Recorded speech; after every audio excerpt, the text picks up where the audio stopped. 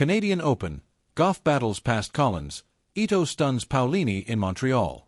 Montreal, top seed Coco Gauff survived a tough battle against Danielle Collins after nearly 3 hours at Canadian Open to earn her first match win since winning Roland Garros in June.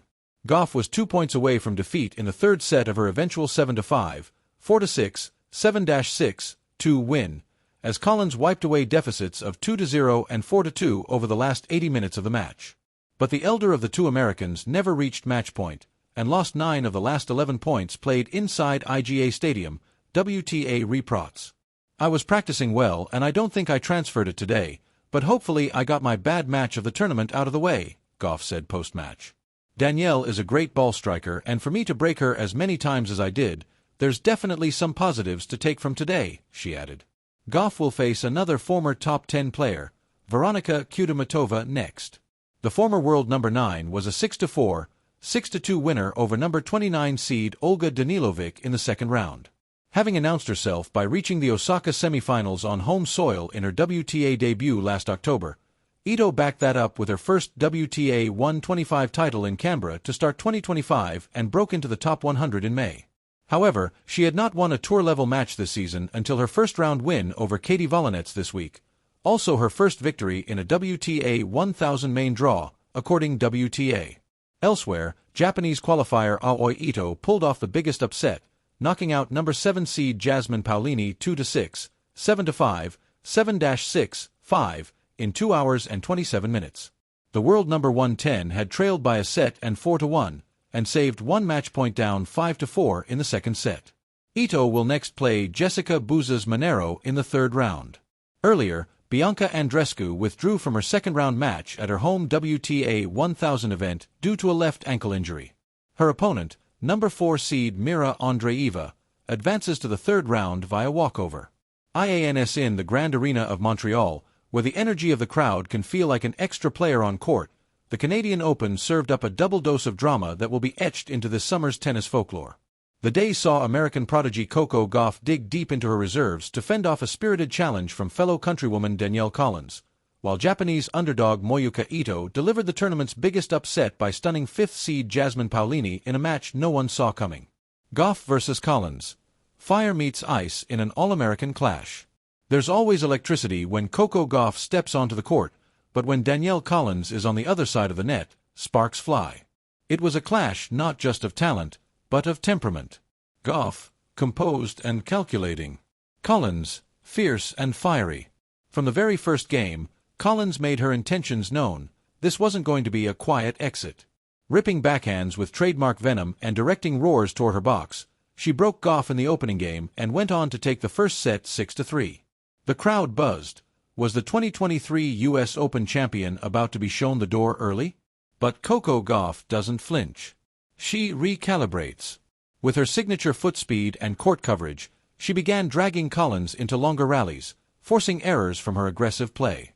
The second set was a testament to Gauff's resilience, clawing her way to a 7-5 edge with a cross-court forehand winner that kissed the line like a seal of intent. The third set felt like a final. Back and forth they went, breaking each other's serves as if holding was a crime. But Gauff's calm under pressure and her newfound consistency on the second serve turned the tide. She sealed the match 3-6, 7-5, 6-4 after 2 hours and 23 minutes of emotionally charged tennis. As they shook hands at the net, the crowd stood in appreciation, not just for Gauff's comeback, but for Collins' unapologetic fire. She made me earn every single point, Gauff said post-match, towel draped over her shoulders. Matches like these sharpen you. They humble you. Danielle brought the heat. I just tried to stay cool. Moyuka Ito, Montreal's midnight miracle. Earlier in the day, center court had witnessed a different kind of spectacle, one that left tennis commentators scrambling to update their brackets. Jasmine Paolini, fresh off a string of impressive clay and grass court performances, was heavily favored to breeze past Moyuka Ito, a 20-year-old qualifier ranked outside the top 150. But rankings don't play tennis. People do. And on this day, Ito played the match of her life. The first set began with a sense of inevitability. Paolini broke early and looked set to dominate. But Ito showed nerves of steel, saving 3 set points and flipping the set on its head with a dazzling display of angled forehands and cat-like court coverage. She took the set 7-6-5, the crowd murmuring in disbelief. Still, most thought it was a blip. Surely the seasoned Italian would reset. But Ito had other plans. With a calm face and unshakable rhythm, she dictated the tempo of rallies and exposed Paolini's impatience with clever drop shots and fearless baseline aggression. It wasn't just her shot selection, it was the audacity. One moment she'd rush the net, the next she'd feather a backhand down the line. By the time she closed out the match 7-6-5, 6-3, the stadium was on its feet, roaring for the girl whose dream had just collided with reality. "I've always believed I could beat anyone," Ito said, blinking back tears in her post-match interview. "But believing it and doing it, today I did it." The implications: a tournament turned upside down. With Paolini's early exit, the women's draw has cracked wide open. Gauff's gritty win sends a strong message. She's not here to warm up for Cincinnati or New York. She's here to win. Meanwhile, Moyuka Ito now finds herself an overnight fan favorite. Social media lit up with admiration and disbelief, hailing her as Montreal's miracle and the Cinderella of the North. The Japanese starlet, previously flying under the radar, will now have every camera trained on her as she heads into the third round. There's a poetic symmetry in these two stories. Gauff, the teen prodigy turned Grand Slam champion battling pressure and expectations, and Ito, the quiet qualifier punching holes in the script. Together, they represent the duality of the women's game. The known and the unknown, the celebrated and the overlooked. A tournament that refuses to follow the script. With IGA Swiatek and Aryna Sabalenka still looming in the draw, the tournament is far from predictable.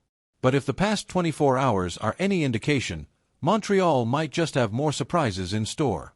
For now, fans can revel in the beautiful chaos of the Canadian Open, where Coco Gauff's steel nerves and Moyuka Ito's unfiltered joy have created the kind of tennis stories we live for.